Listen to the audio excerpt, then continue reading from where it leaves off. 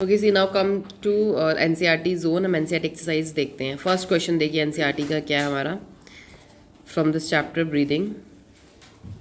Define vital capacity, what is its significance. Vital capacity मतलब VC क्या और उसका सिग्निफिकेंस मतलब इंपॉर्टेंस क्या है। सभी बच्चों ने अभी लास्ट लेक्चर में देखा था क्या था। If a person inspires with a maximum efforts and then expires also with maximum effort। बहुत तेज से पूरी कोशिश करके वो सांस ले रहा है और पूरी कोशिश से ही सांस जब बाहर छोड़ रहा है, the volume of air breath out, जो एयर हम ब्रीथ आउट कर रहे हैं, that is called VC. Vital मतलब वेरी इंपॉर्टेंट कैपेसिटी। क्लियर हो गया। तो इसके लिए इसका सिग्निफिकेंस देखिए क्या है। उससे पहले आपको एक पॉइंट और याद रखना है, it is higher in athletes and mountain dwellers. जो लोग एथलीट्स हैं, खेल कूद में हिस्सा लेते हैं, और जो माउंटेन्स में रहते हैं उनकी ये ज़्यादा होती है, क्योंकि माउंटेन को पता है कितना मुश्किल से चढ़ाई करनी, उनकी आदत होती है, हम लोगों की नहीं होगी। हमारी हैबिट ही नहीं है माउंटेन में चढ़ने की। आप चढ़ के देखिए माउंटेन में, आपकी सांस फूलने लगेगी बहुत जल्दी। होता है ऐसा। क्लियर हो गया। तो माउंटेन ड्वेलर्स की वाइटल कैपेसिटी ज़्यादा होगी और एथलीट्स की। क्लियर। अगर एग्जाम में एमसीक्यू में है कि वाइटल कैपेसिटी ऑप्शन दे देंगे, athlete and mountain dwellers, plain region में रहने वाला और नॉर्मल मैन, तो आप उसमें टिक करेंगे एथलीट्स या माउंटेन ड्वेलर्स। ठीक है। अब देखिए, it is much lower in non athletes and cigarette smokers.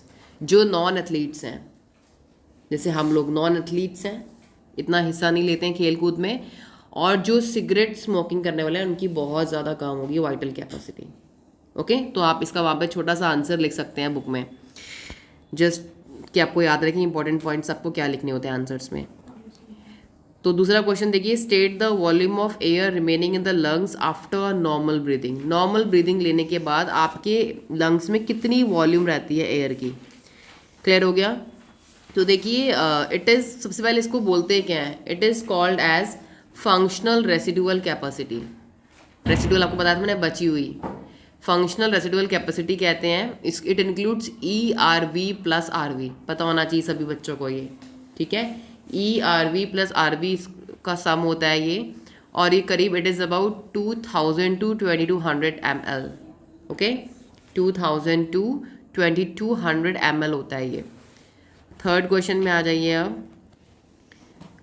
Diffusion of gases occur in the alveolar region only. Gases का एक्सचेंज हमारे एल्वुलाई में होता है and not in the other part of respiratory system. Why? ऐसा क्यों? कि हमारा respiratory system देखो कितना बड़ा है, नाक से शुरू हो रहा है, लंग्स के एंडिंग तक जा रहा है, पर एक्सचेंज सिर्फ एल्वुलाई में क्यों हो रहा है, वो बैग में ऊपर क्यों नहीं हो रहा, ब्रोंकाई, ब्रोंकियोल, लंग और किसी बॉडी के और पार्ट में क्यों नहीं हो रहा। आपको रीज़न बताना है। ठीक है। तो सुनिए ध्यान से। सबसे पहले बताएंगे एल्वुलाई क्या है। The alveoli have very thin wall consisting of squamous epithelium. Alveoli बहुत ही पतली वॉल से बने हैं, थिन।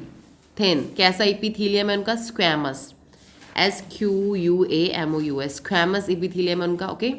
अब देखिए सेकेंड पॉइंट आप लिख सकते हैं, the alveolar wall is provided with an extensive network of blood capillaries.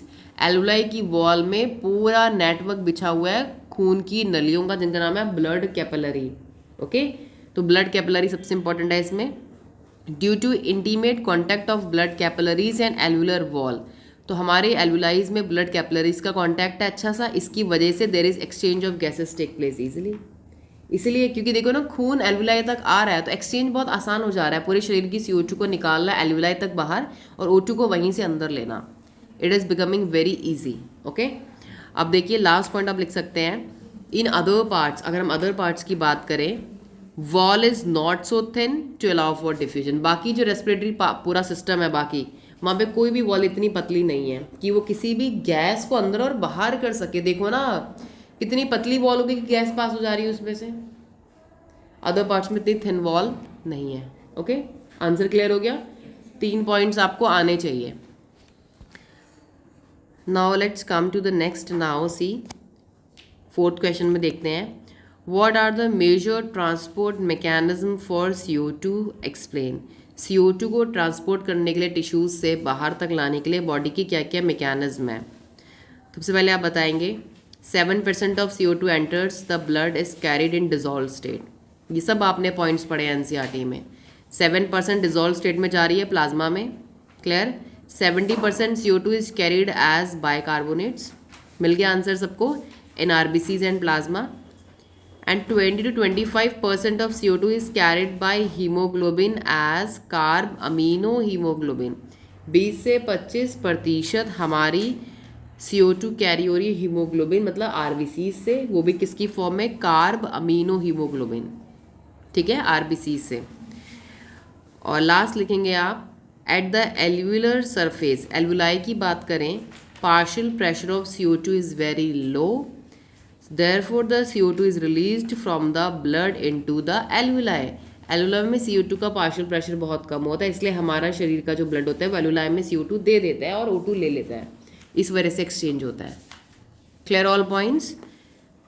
तो आपको इसमें मेन पॉइंट याद रखने हैं, 7% CO2 कैसे जा रही है, 7, 70, 20 से 25%, 3 कॉन्सेप्ट इसमें आपको याद रखने हैं। ओके, बायकार्बोनेट्स वाला और carb amino haemoglobin. Okay, now come to the next question number 5 देखते हैं। What will be, आप खुद से आंसर देखेंगे, बताएंगे इसका। What will be the partial pressure of O2 and CO2 in the atmospheric air में पार्शियल प्रेशर क्या होगा compare to alveoli in lungs, ठीक है। अब ऑप्शन देखो पहले, lesser, higher, higher, lesser, higher, lesser, lesser, higher. तो देखिए इसका आंसर आपका जो होगा, आपको एटमॉस्फेयर में बताना है प्रेशर, तो एटमॉस्फेयर में पार्शियल प्रेशर O2 का हाइयर होगा, CO2 का लेसर, तभी तो एयर अंदर जाएगी। ये हमने कल ही डिस्कस कर लिया था लेक्चर में। क्लियर हो गया। तो ऐसे देखिए MCQs भी आपके आ सकते हैं। इवन ये क्वेश्चन नीट के लिए भी बहुत इंपॉर्टेंट है। नीट में ऐसे क्वेश्चन ही आते हैं, इतने ईजी क्वेश्चन वहाँ पे नहीं आते, लॉजिकल क्वेश्चन आते हैं। कोई भी आप एंट्रेंस नीट देंगे, एम्स का देंगे, तो वहाँ पे ऐसे क्वेश्चन ही मिलते हैं आपको। चलिए आ जाइए 6th क्वेश्चन में। अब explain the process of inspiration under normal condition. Normal condition में आप सांस कैसे लेंगे, बहुत इजी है, कल ही बताया था लेक्चर में। डायफ्राजम कब कॉन्ट्रैक्ट होगा, रिलैक्स होगा, वॉल्यूम प्रेशर का क्या होगा, प्रेशर ग्रेडियंट, वही सब है, ठीक है। तो आंसर सुन लीजिए क्या हो सकता है इसका। The muscle of diaphragm contract and move downward, जब हम सांस लेते हैं, ठीक है। डायफ्राजम की मसल क्या कर रही है, पहले contract, first point contract, plus लिख सकते हो मूव डाउनवर्ड। डाउनवर्ड किधर को जाती है मसल, उसकी पेट की तरफ, टूवर्ड एब्डोमन, पता होना चाहिए, ठीक है। And that increases the volume of thoracic chamber, ठीक है। जब कॉन्ट्रैक्ट होगा लंग का डायफ्राजम तो थोरेसिक चैम्बर की वॉल्यूम बढ़ जाएगी, चेस्ट वाले हिस्से की वॉल्यूम बढ़ जाएगी, thoracic chamber volume increases. Okay, next point आप लिखेंगे, सब कुछ वहाँ दे रखा है। The contraction of external intercostal muscle causes the rib and sternum to move upward. ऊपर की मसल्स ऊपर को जाएंगे, रिब केज ऊपर को उठेगा, and outward, this causes increase in the volume of thoracic chamber. फिर आपका जो अंदर का पूरा वॉल्यूम है वो बढ़ जाएगा। The overall increase in the volume of thoracic chamber causes a similar increase in the pulmonary volume. फिर आपकी सांस लेने की जो वॉल्यूम है वहाँ पे अंदर वो भी बढ़ जाएगी। एज अ कॉन्सिक्वेंस, जिसकी वजह से there is decrease in the intrapulmonary pressure to less than the atmospheric pressure। अंदर वॉल्यूम लंग्स के कम होगी, जिसकी वजह से एयर जो क्या होगी, विल रन और रश इनटू द लंग्स, ठीक है। इंट्रा पल्मोनरी अंदर का प्रेशर कम होगा as compare to atmospheric pressure, ठीक है। लंग्स की वॉल्यूम तो बढ़ेगी बट प्रेशर कम होगा। क्लियर हो गया। सरफेस एरिया बढ़ेगा, प्रेशर कम होगा, जिसकी वजह से एयर बाहर से आपके लंग्स की तरफ दौड़ेगी। ओके, ये पॉइंट्स आप इसमें लिखेंगे। तो मेन पॉइंट्स आप लिख देंगे, डायफ्राजम के, इंटरकोस्टल मसल्स के, रिब कैसे अपवर्ड जा रही है। ओके, अब आ जाइए 7th में, हाउ इज रेस्पिरेशन रेगुलेटेड। ये मैंने अभी आपको बताया आंसर। क्लियर हो गया। रेस्पिरेशन कैसे रेगुलेट होता है, ये वही वाला लास्ट वाला टॉपिक मैंने एक्सप्लेन करा, regulation of respiration. Just go to that question, that para, same वही थ्योरी पूरी लैंग्वेज का आपको उठा के लिखनी है, तो आपको दोबारा ये क्वेश्चन करने की ज़रूरत नहीं, आपकी नोट्स में कवर हो गया ये। ओके, अब आ जाइए क्वेश्चन नंबर 8 में, what is the effect of partial pressure of CO2 on oxygen transport. तो पार्शियल प्रेशर CO2 का क्या करता है ऑक्सीजन के ट्रांसपोर्ट में। तो देखिए, if partial pressure of CO2 is high, अगर CO2 का पार्शियल प्रेशर हाई है, O2 का क्या होगा, लो होगा। So oxy haemoglobin dissociates and release oxygen. जब पार्शियल प्रेशर CO2 का हाई होगा, O2 का लो होगा, तब हमारा ऑक्सी हीमोग्लोबिन जो बना है टिश्यूज़ में वो अलग होगा, ऑक्सीजन अलग होगी हीमोग्लोबिन से, ठीक है। क्योंकि ऑक्सीजन को हीमोग्लोबिन से अलग करने के लिए वहाँ पे तो आपको O2 का प्रेशर को लो करना पड़ेगा ना, पार्शियल प्रेशर CO2 का बढ़ाना पड़ेगा, okay. Low partial pressure of PCO2 facilitates formation of oxy haemoglobin. अगर ऑक्सी हीमोग्लोबिन बनाना है तो वहाँ पे आपको पार्शियल प्रेशर ऑफ CO2 क्या चाहिए, लो चाहिए। अगर डिसोशिएट करना है, उसको तोड़ना है, हीमोग्लोबिन को अलग करना है, ऑक्सीजन को अलग करना है, तो वहाँ पे आपको क्या चाहिए, हाई चाहिए। अगर आपको इसको ऑक्सी हीमोग्लोबिन को बनाना है, जैसे देखिए ना, आपको मैंने अभी बताया था लास्ट वीडियो में कि ऑक्सी हीमोग्लोबिन कैसे बन रहा था, लंग्स में कैसे ऑक्सीजन हमारे ब्लड से मिल रही थी। जब पार्शियल प्रेशर वहाँ पे CO2 का कम था, ऑक्सीजन का ज़्यादा, तभी तो बन रही थी, तभी तो कंबाइन हो रही थी। ये सब चीज़ें कल डिस्कस करिए, वही सब पॉइंट्स आ रहे हैं, ठीक है। लास्ट क्वेश्चन में आ जाइए 9 में। What happens to the respiratory process in a man going up a hill? अगर कोई मैन हिल में जा रहा है, माउंटेन में, तो उसका रेस्पिरेटरी प्रोसेस को क्या होगा। तो देखिए आपको इसमें क्या लिखना है कि जब भी हम माउंटेन्स में जाते हैं या फिर हाई एल्टीट्यूड्स में जाते हैं, partial pressure of O2 of air is very low, वहाँ पे ऑक्सीजन की कमी होती है, आपको पता है, टॉप्स में, ठीक है। Partial pressure of O2 is low as compare to plain, हम प्लेन में हैं अभी, इसके कंपेयर में माउंटेन्स में प्रेशर क्या होता है, बहुत कम होता है, ठीक है।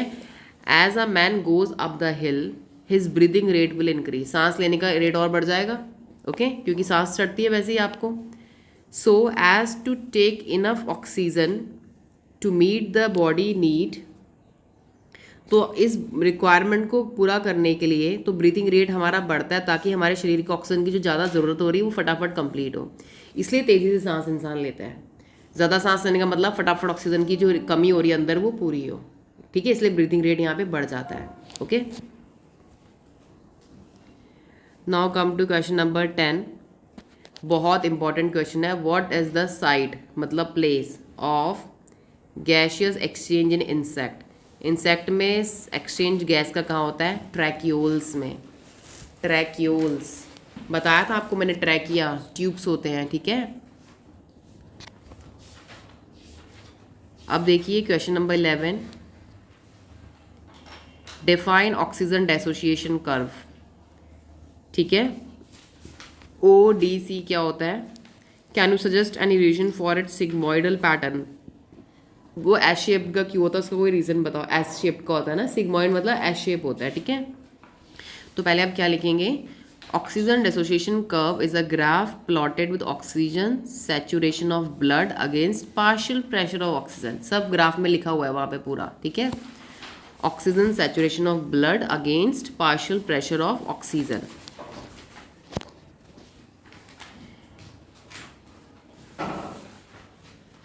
अब देखिए इसमें क्या है, can you suggest any reason, reason क्या है उसका कि आपका वो जो होता है वो एस शेप्ड होता है। इसमें आप क्या लिखेंगे, haemoglobin can not take up oxygen beyond a saturation level.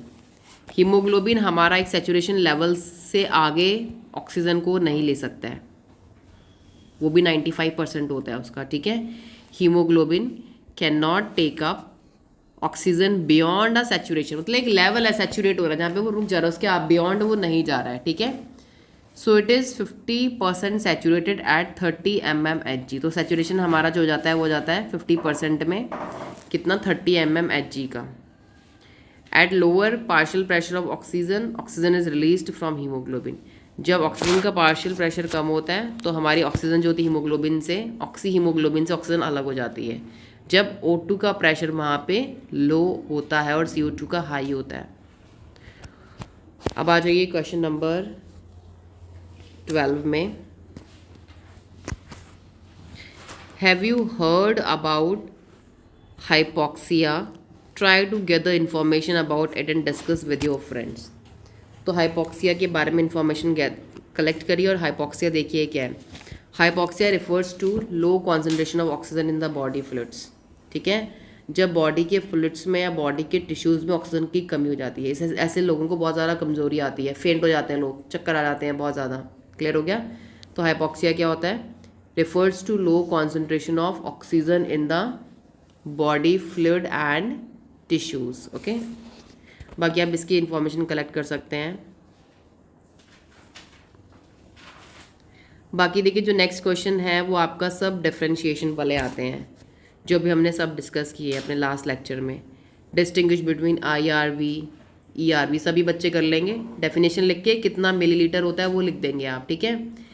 Inspiration capacity, expiration capacity भी कर लेंगे। वाइटल कैपेसिटी, अभी हमारा फर्स्ट क्वेश्चन वाइटल कैपेसिटी का ही आया था NCERT में, ओके। और टोटल लंग कैपेसिटी। तो वाइटल कैपेसिटी में आप सीधा लिख सकते हैं VC is equal to TV plus IRV plus ERV, ठीक है। VC is equal to TV plus IRV plus ERV, abbreviation सब देख लेंगे इनके, ओके। और टोटल लंग कैपेसिटी हमारी क्या होती है? TLC। टोटल लंग कैपेसिटी मतलब TLC is equal to TV plus IRV plus ERV plus RV, ठीक है। TLC is equal to TV plus IRV ERV plus RV। Last question आपका आता है, देखिए 14। What is tidal volume? Find out tidal volume for a healthy man in an hour. 1 घंटे में tidal volume कितनी निकलेगी हेल्दी मैन की? चलिए देखते हैं कैसे निकालेंगे। टाइडल वॉल्यूम की डेफिनेशन लिखेंगे पहले सभी बच्चे इसमें। Refers to volume of air inspired expired during a normal breathing, okay. उसके बाद आप लिखेंगे इट इज़ अबाउट 500 मिलीलीटर, सबको बता दिया था मैंने। और आ नॉर्मल मैन, हमारा जो नॉर्मल मैन है, हम लोग 12 से 16 बार 1 मिनट में सांस लेते हैं, 12 से 16 बार इन अ मिनट। तो वॉल्यूम हमारी कितनी निकल जाएगी? बहुत आसान है, 500 मिलीलीटर तो हमारी एक बार की है। 500 मल्टीप्लाई बाय 1 मिनट में कितने, 1 मिनट में कितने सेकंड होते हैं? 60 सेकंड मल्टीप्लाई बाय हमारा जो एवरेज ब्रीथिंग का टाइम है वो 14 लगा लीजिए, 14 टाइम्स इन अ मिनट, ठीक है। आप इन सबको मल्टीप्लिकेशन करके सॉल्व करेंगे तो हमारा करीब आ जाएगा 420 लीटर्स, ठीक है। 420 लीटर्स करीब हमारी निकल जाएगी टाइडल वॉल्यूम, ओके। तो देखिए ये तो आपका हो गया how to find out tidal. तो आपके NCERT क्वेश्चन देखिए बहुत इजी, अगर आप चैप्टर को डिटेल में पढ़ लेते हैं ना, खुद ही पता चल जाएगा आंसर कहाँ है। और वही चैप्टर अगर ढंग से नहीं पढ़ा लाइन टू लाइन, इसलिए मैं आपको line to line NCERT explanation क्यों दे रही हूँ, क्योंकि लाइन टू लाइन से आप अपने एग्जाम्स भी क्लियर कर लेंगे। एंट्रेंस के लिए जा रहे हैं, जो भी फील्ड में आप जाएंगे आपका बेस क्लियर होगा। अगर बेस आपका साउंड है ना, आप कहीं धोखा नहीं खा सकते, कुछ भी कर लोगे आप ज़िंदगी में। बेस ही क्लियर नहीं है, NCERT क्वेश्चन को रटी जा रहे हो, रट्टाफिकेशन कितना मार लेंगे बताइए। You should know your language, कि जैसे हम इंग्लिश की स्टोरी पढ़ते हैं, पूरी स्टोरी की समरी याद होती है, आंसर भी नहीं पढ़ने पड़ते, सिर्फ एक बार आंसर देंगे, कहेंगे हम तो ये कर लेंगे, हमें स्टोरी पता है। ऐसी बायो का चैप्टर एक स्टोरी है। आज ह्यूमन बॉडी की स्टोरी चल रही है, कल प्लांट्स की चल रही थी। उस स्टोरी को स्टोरी की तरह समझो कि हाँ ऐसे सांस लेने से ऐसा होता है, वॉल्यूम इंक्रीज होती है, पार्शियल प्रेशर ये होता है, ऐसे हमारा oxy haemoglobin, it's a kind of a story. Interest में लोगे, स्टोरी बनाओगे तो कुछ भी कर लोगे, you will get full marks, okay. तो आपको फाइनली NCERT क्वेश्चंस भी हो गए, चैप्टर अब फुली कंप्लीट हो गया, okay. Next lecture will start the next chapter.